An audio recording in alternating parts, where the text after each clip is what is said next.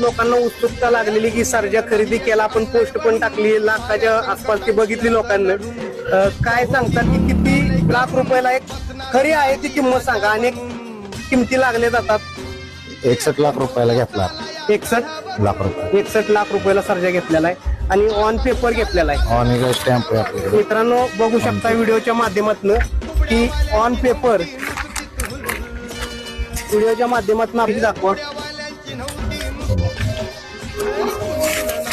मित्रांनो 61 लाख रुपयाला त्यांना हा बैल घेतलेला आहे आणि बैलगाडी क्षेत्रातील ऑन पेपर वरती दाखवलेली ही किंमत आहे.